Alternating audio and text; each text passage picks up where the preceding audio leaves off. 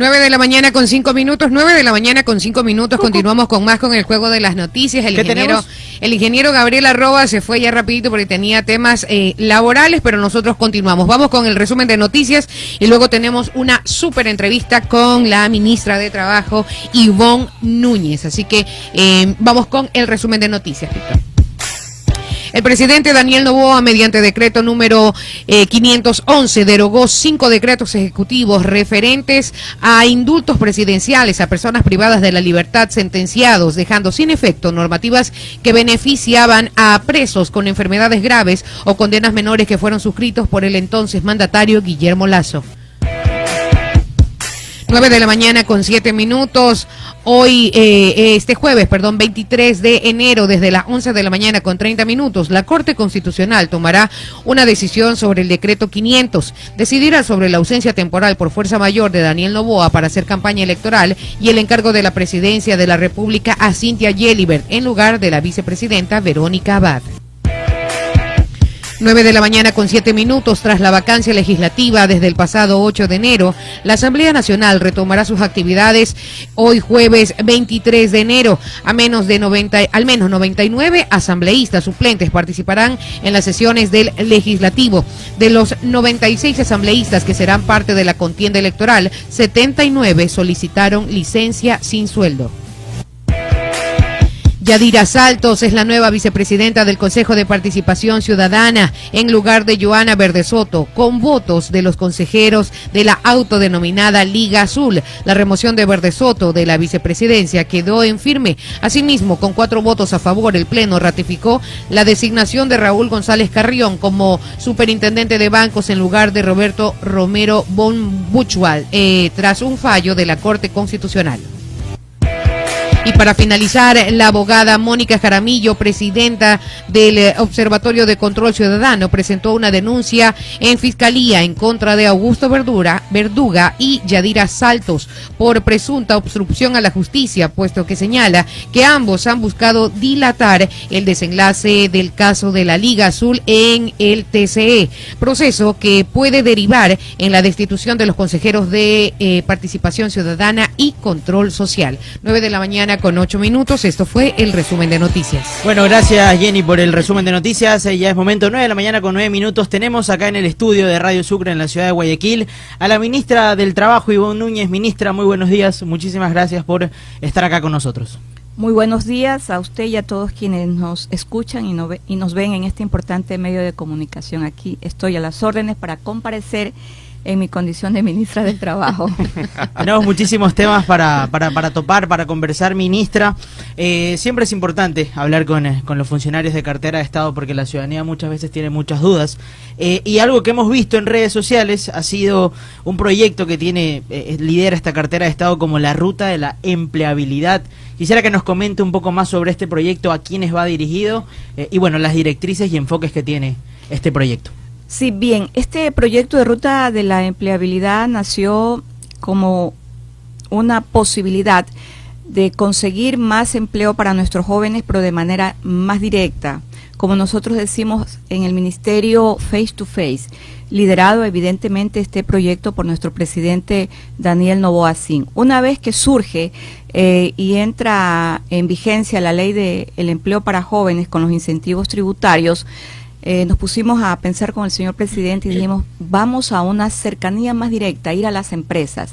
Entonces comenzamos nosotros a revisar las empresas que tienen un alto nivel de exportación y de incrementos en sus producciones. Y comenzamos a llamar a las empresas para que nos dieran más empleo para nuestros jóvenes. Y así nace la Ruta de la Empleabilidad y el primer ensayo que se hizo fue con el holding internacional ARCA.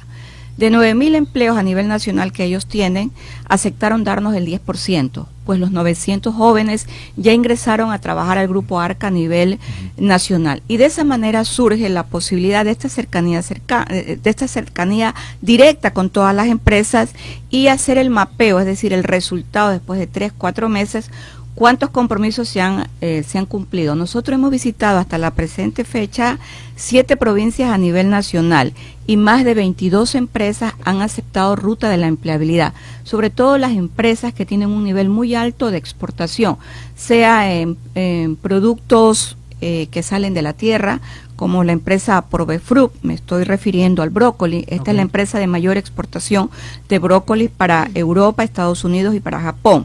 Y también en la provincia de Manabí hemos tenido una gran aceptación en empresas exportadoras de productos que son elaborados aquí en el Ecuador, y descubrimos que incluso son elaborados en el Ecuador, pero son vendidos en otros países como que fueran productos generados en esos países. Entonces me refiero al caso de La Fabril, que es una empresa con más de 50 años. Y de ahí tenemos una empresa que es una empresa que exporta atún. Nosotros tenemos el posicionamiento de ser el primer país exportador de atún, y hemos descubierto la línea de trazabilidad que tiene la empresa para sus exportaciones básicamente a Europa. Y cuando desciende el otro país que es exportador de atún, me refiero a Tailandia, nosotros entramos a ser el primer país que requiere exportar con mayor intensidad para poder abastecer el mercado. Entonces, con todos estos estudios que nosotros hemos venido realizando con las empresas, tocamos puerta a puerta. Ahora nos encontramos aquí en Guayaquil. El día de ayer firmamos ruta de la empleabilidad con la empresa Difare. Hoy vamos a firmar ruta de la empleabilidad con una empresa que nació como una iniciativa de chicos, de jóvenes. Me refiero a American Call Center. Esta empresa ha crecido bastante en provincias como la provincia del Guayas y la provincia de Pichincha, pero lo que más nos llamó la atención cuando hicimos el estudio de la empresa es la empleabilidad de mujeres. Entonces, tiene niveles altos de empleabilidad, porque en algunos casos se requieren personas que contesten las líneas telefónicas que hablen en inglés. Entonces, los sueldos, las remuneraciones ahí son bastante altas, y enfocamos. Cuando hay la empleabilidad en las empresas, nos llaman al Ministerio del Trabajo y nosotros ponemos los posicionamientos, esta nueva generación de empleo, esta puerta que se abre para que los chicos digan, bueno, vamos a aplicar en esta empresa, lo hacemos a través de la página del Ministerio del Trabajo. Esta es una escalera más de empleabilidad que nosotros tenemos a nivel del Ministerio del Trabajo. Ministra, y del lado de las empresas, ¿existe algún tipo de beneficio para ellos al momento de contratar tanta gente joven? Claro, ellos tienen los beneficios, los incentivos tributarios. Y ahora en el 2025 se va a publicitar cuánto ha significado para ellos los ahorros. Entonces, lo que nosotros decimos, mire, usted ahorra con incentivos tributarios porque no va a pagar este tipo de tributos, sobre todo con los chicos que son graduados en universidades públicas. Tenemos un proyecto que también habla, la ley del empleo para jóvenes, que son los tributos que reciben, los beneficios económicos que reciben las empresas cuando se contratan a jóvenes, hombres o mujeres, que han cumplido pena privativa de libertad por delitos pequeños. Casi allí no promocionamos mucho a los jóvenes, porque siempre hay ese tipo de sesgo. Y esa barrera. Esa barrera, esa negatividad ya. Pero lo hacemos con chicas, sobre todo con mujeres en la ciudad de Cuenca, con un grupo empresarial muy importante del país. Entonces, tenemos estos beneficios y ahora en el 2025 se van a conocer. Y una pregunta, ¿delitos menores? ¿Podría decirse qué tipo de delitos? Como por ejemplo, cuando consumen marihuana, yo siempre digo, mire, consumir marihuana no debe ser un delito, pero está concebido como un delito. Claro. Sobre todo, hay otro delito que antes era una contravención, me refiero al hurto, ahora está concebido como un delito. Yo siempre he estado en contra de concebir a penas privativas de libertad que son muy pequeñas, donde no hay lesiones físicas para la persona que se la considera como víctima. Sin embargo, este Código Orgánico Integral Penal, que fue aprobado por allá por el año 2014, la mayoría de los delitos son imprescriptibles. Es un criterio que yo tengo y además está en la norma. Pero haber tipificado y haber llevado al hurto como un delito nos lleva a poner atención a este tipo de comportamiento. Y lo que nosotros decimos, bueno, pagan prisión, una condena de 6, de 8 meses, porque además se lo hace con un procedimiento que es procedimiento directo, se acepta la culpa, etcétera. Se conversa con la fiscalía, pero ya tienen su hoja de vida que estuvo marcado por una prisión privativa de libertad y ya tiene esa marca. Y la reinserción a la sociedad o al mundo laboral va a ser muy difícil. Claro, entonces el presidente Daniel Noboa decía, esto ha pasado porque nunca ha habido una mirada para nuestros jóvenes. Y en efecto descubrimos que la CEPAL determinó que en el Ecuador no había política de empleabilidad para jóvenes y para mujeres. Por eso en el Programa Nacional de Desarrollo del presidente Daniel Noboa, en el área destinada para el área laboral, nosotros hemos incluido esta recomendación de la CEPAL. Pues me parece excelente, porque por ejemplo yo escuchaba, y lo comentaba aquí en el programa, de un experto colombiano, y dice que la empresa privada es parte de, por así decirlo, de la solución para reinsertar a los jóvenes que han cometido algún tipo de delito, en este caso un delito menor, o delito menor se le dice, ¿no? Sí. Un delito menor, porque si salen de la cárcel, digamos, 8 meses después, y nadie los contrata, Claro. no les va a quedar otro camino que tal vez volver a lo que hacían antes. Sí, se convierte en una tragedia social y en una tragedia humana. Ajá. Por lo general nosotros no visibilizamos a los jóvenes que han conseguido trabajo a nivel de este concepto, ¿no? Ujú. Que usted, verdad, lo determina muy bien. Es decir, hay esa barrera muy grande. Ujú. Pero les quiero comentar a ustedes cuáles son las experiencias que nosotros traemos después de todos los meses. O sea, existen de casos visita. palpables. Sí, existen casos palpables y hay un caso que un poco nos conmovió en la empresa Tecopesca, a la que hice referencia hace un rato, porque descubrimos que muchos de los jóvenes que han sido contratados en el Cantón Jaramillo, donde está esta empresa que yo siempre la menciono porque menciono esto que vivimos, nos encontramos con jóvenes que son analfabetos. Ya. Y un poco venía a mi memoria el día que los conocí, porque eso sí, todos tienen celulares. El día que los conocí, son unos bandidos Como los chicos. contradictorio. No, sí, tienen celulares y tienen unos celulares hermosos. Entonces todo el mundo se quiere tomar fotos con el señor presidente y con la ministra. Y digo, pero yo no soy la rockstar. El rockstar es el señor presidente, que es su joven presidente. Entonces el gerente me contaba, mire, este grupo de acá es un grupo de jóvenes analfabetos. Yo le decía, pero no puede ser. Yo recuerdo en la época del presidente que gobernó durante 10 años, aplaudieron y hicieron un acto muy importante, y el ministro de Educación era justamente de Manta, Raúl Vallejo, y dijeron que en el Ecuador ya no había analfabetismo. Esto Claro. me conmueve porque estos jóvenes son de esta generación. Ujú. Y más allá de conversar y hacer este análisis, llegamos a otro convenio, Ujú. que los sábados y los domingos los prepare. Ajá. Y cuando regresamos Ya. nuevamente a Tecopesca, pues nosotros regresamos, Ajá. vamos, la ruta va, la ruta viene. Los chicos me dijeron, venga, ministra. Y le digo, a ver, ¿qué les pasa? Ya más allá de la foto. Me dice, ya sabemos escribir algo. ¿Qué cosa? Y me escribieron trabajo. Entonces, la palabra trabajo, entonces son hechos Claro. que a uno, yo siempre lo voy a recordar como ministra de Trabajo, porque decimos con el presidente, estamos abonando en terreno fértil. Los chicos Exacto. se sienten sobre todo alegres Ujú. y se sienten que las personas los consideran. Entonces hay esa responsabilidad de las empresas Ujú. y de nuestros jóvenes, pero Exacto. también tenemos otra forma de empleabilidad, que es con la ley de economía violeta, empleabilidad para las mujeres, Ok. que también cuando se contrata a mujeres, Ujú. indistintamente de las edades, también hay incentivos tributarios. Ah, ya. Y las empresas cumplen con los planes de igualdad, y en poco tiempo Ujú. el presidente Daniel Noboa entregará los sellos violeta. Mm. Estos sellos irán en los productos Ya. de las empresas, y eso va a tener un significado. Ya. Ese significado va a ser el resultado que en la elaboración de este producto participó mano de mujer ecuatoriana. Claro, y ahí viene el tema de la igualdad entre hombre y mujer. Claro. Por ejemplo, en el caso, hay muchas empresas que tienen más hombres que mujeres, en otros pueden tener igual, pero el salario es diferente, tal vez a las mujeres les pagan un poco menos, o hay otros casos que en los altos mandos solo hay hombres y no mujeres. Correcto. Entonces no sé si todo esto abarca esta igualdad. Nosotros tenemos ya en el Ecuador desde el año pasado, desde el año 2024, la ley de la igualdad salarial.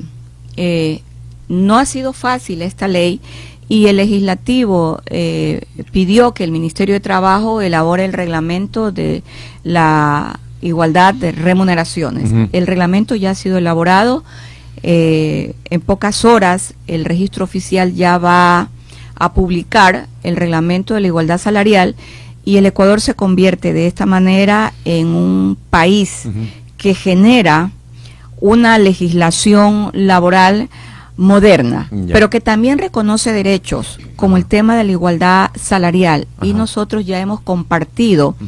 el ejemplo de esta ley y de este reglamento a varios países y también a la Organización Internacional del Trabajo, Ujú. porque siempre habrá más por hacer.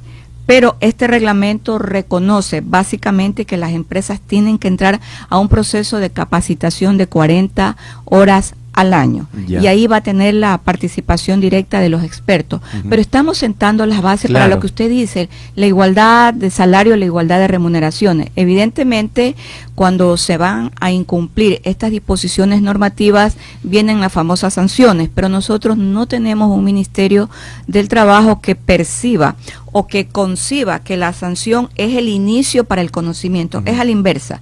Primero vamos al conocimiento, primero vamos a la capacitación, lo que suelen llamar la sociabilidad de los procesos, en este caso legales o de reglamento. Lo importante es entrar a la cultura laboral. Y a mí me gusta cuando hablamos de derecho laboral, porque todos hemos comenzado a hablar en el Ecuador de modalidades de trabajo, de hacer un nuevo código del trabajo. Y a mí como ministra de Trabajo me parece muy bien que todos entremos en armonía. No importa si se discrepa el uno, discrepa el otro, no importa. Pero entramos ya a debate. Pero entramos al debate y a entender que una forma de desarrollar una sociedad, de desarrollar y hacer avanzar a nuestro Ecuador y a posicionarlo es darle trabajo a todos. Exacto. A todos quienes requieren trabajo. Los jóvenes antes no tenían una mirada, porque lo primero que le decían, usted no tiene experiencia. Hoy les decimos, sí, no tiene experiencia, pero la empresa le va a brindar la oportunidad a través de ruta de la empleabilidad, porque la empresa tiene un beneficio económico. Claro. Y ministra, y del otro lado de la moneda, y siempre he escuchado gente que escribe y dice,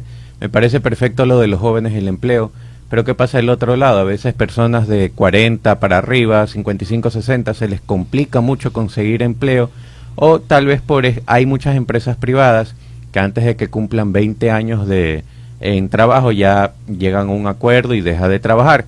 Sale la persona y volver a conseguir trabajo se le complica mucho. Como ministerio, ¿qué se ha pensado? Voy a empezar por su segunda pregunta, porque sobre la segunda pregunta el Ministerio ya tiene la propuesta de la reforma al Código de Trabajo sobre la jubilación patronal, donde hubo el impacto mayor cuando se despidieron a personas que aún no habían cumplido los 20 años, aprovechando una circunstancia, la circunstancia de la pandemia. Nosotros verificamos que aquí hubo un gran impacto de personas que perdieron sus puestos de trabajo y que evidentemente cuando la empresa reabrió sus actividades, nos dimos cuenta en los estudios que efectuamos en el año, de este caso del año 2020, que las personas que tenían más de 19 años trabajando con esta relación contractual con las empresas no fueron contratados. Y nosotros examinamos también otro caso, que fue un caso de mucho impacto cuando asumimos el Ministerio del Trabajo, al ser notificados por parte de la Corte Constitucional en noviembre del 2023 de la exigencia de elaboración de una ley especial para los trabajadores del área de la cementera. ¿En razón de qué? En razón de que en el año 1989 se elaboró una ley en el seno legislativo donde se estableció que por cada saco de cemento se tenía que descontar 2 centavos de dólares. Y eso iba a un fondo común para pagar y garantizar la jubilación patronal solo exclusivamente en esta área. Esa ley fue demandada por el Instituto Ecuatoriano de Seguridad Social ante la Corte por una demanda de inconstitucionalidad de la ley. La Corte decidió en una resolución de mayoría que la ley no tenía sustento económico y la ley fue derogada. Nosotros elaboramos ya el proyecto de ley, ya está en el legislativo exclusivamente para la cementera, pero a mí como ministra de Trabajo me llamó mucho la atención una ley con más de 32 años que no tuvo efectividad alguna. Y es aquí donde yo aprovecho esta crisis con el caso de los trabajadores de la cementera. Muchos de ellos fallecieron y no recibieron la jubilación patronal de esta ley de cementeros. Y en el pleno que nosotros tenemos del Consejo Nacional de Empleos y Salarios, yo les propuse a los empleadores y a los trabajadores que era hora de conversar sobre el tema, en razón de que el único sector que asumía el pago de la jubilación patronal era el sector de los empleadores. Pues bien, aceptaron que el Ministerio de Trabajo presente este proyecto de reforma exclusivamente al artículo que hace mención a la jubilación patronal.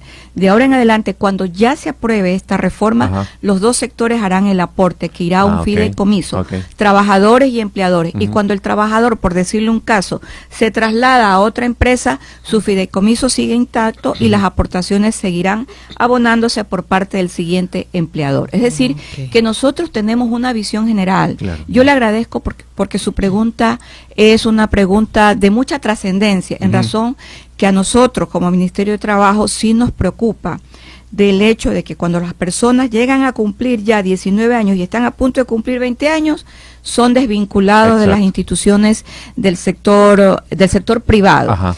Y sobre la primera pregunta que me formuló en relación a las edades para la contratación, pues nosotros hemos abierto el abanico en la ruta de la empleabilidad para que también se contrate a las personas que tienen experiencia. Y yo tengo un proyecto mayor que lo he planteado a nivel de la Comisión de lo Laboral y Social, que en el área de la limpieza, que es un área donde se permite tercerizar y donde nosotros nos hemos dado cuenta que la mayoría de las personas que trabajan en el área de la limpieza son personas mayores de 40 y de 50 años. Se concluye la tercerización paulatinamente, porque también las empresas van a tener un impacto en el tema de las contrataciones que ellos han hecho. Se realice, se vaya de a poco eliminando la tercerización en un tiempo y que estas personas sean contratadas de manera directa por parte del sector público, que es donde tenemos tercerización, en el sector privado también, pero en el sector público tenemos un alto impacto porque sucede lo siguiente. Pasan 4 y 5 meses y las empresas no les cancelan su remuneración. Y a veces son problemas por temas de falta de pago del Ministerio de Economía y Finanzas, sobre todo en el sector público. Entonces yo les digo esto, nosotros esperábamos 3 y 4 meses para pagarles a ellos. No sabemos si en efecto la empresa ya recibió los pagos, pero tenemos las reclamaciones. Mejor contratémoslos de manera directa y de manera bilateral. Pero en este sector hay personas de mayores de 50 años que van a trabajar. Ah, perfecto, perfecto. Jorge, tenemos algunas preguntas de los oyentes. Uno de los oyentes, ya estamos llegando a la parte final, lastimosamente el tiempo se nos fue volando. Acá nos preguntaba, ministra, son más de 500 personas conectadas. Jorge Barresueta pregunta, ministra, ¿cómo va la deuda de la Cervecería Nacional a los ex trabajadores y a sus familiares? Yo le agradezco esa pregunta e iba a aprovechar estos últimos minutos para pronunciarme sobre este tema. Mire, ya se pagaron 46 millones de dólares y la Corte Constitucional nos ha dado un plazo de 3 meses más para pagarle a los 52 familiares de los fallecidos. Tenemos hasta el mes de marzo para cancelar. Faltan pagar 3.100.000. Yo le pido a la persona que me acaba de hacer la pregunta a través del link del chat de Radio Sucre, que abra la página del Ministerio de Trabajo, la página electrónica, o si no se acerca al edificio del Ministerio de Trabajo. Ahí está la lista de los 1.100 trabajadores que aún tienen el derecho a percibir sus valores por concepto de utilidades en el caso de cervecería, que es un caso que duró 16 años. Ahí están el nombre de todas las 1.100 personas que aún les falta por cobrar. Y con asterisco están los 52 nombres de las personas que fallecieron. Solo tienen que cumplir con la documentación que exigió la Corte Constitucional y que debe ser entregada ante el Ministerio del Trabajo. Muchas gracias por esta pregunta y yo le pido que se expanda esta noticia a quien formuló la pregunta y hable con sus abogados, hable con sus compañeros y por favor asistan al Ministerio del Trabajo para que puedan cobrar estos haberes que están pendientes de pago y que concluyen en el mes de marzo del presente año. Tenemos 3 meses para pagar, de los cuales ya están transcurriendo los días y las semanas. Van a hacer el pago entonces finalmente del saldo restante. Sí, yo hice una pregunta ayer a la persona encargada de los pagos y les pregunté cuántas personas se han acercado y se han acercado menos de 10 personas. Por favor, revisen la lista, está publicada toda la lista en el Ministerio de Trabajo, que está ubicado en la avenida Quito y 1 de Mayo.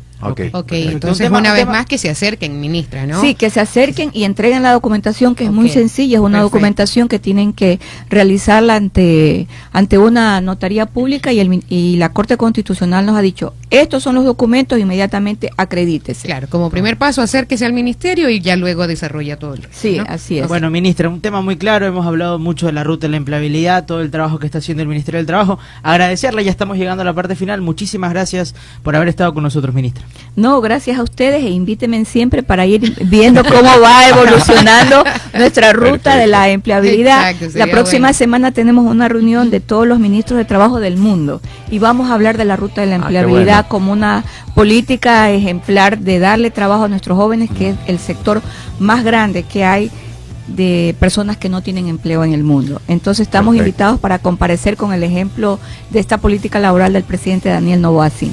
Muchísimas gracias, ministra. Gracias a toda la gente que nos estuvo escuchando. Nos despedimos, nos reencontramos mañana a las 8:30 de la mañana. Buen día con todos. A primeras horas de la mañana, 6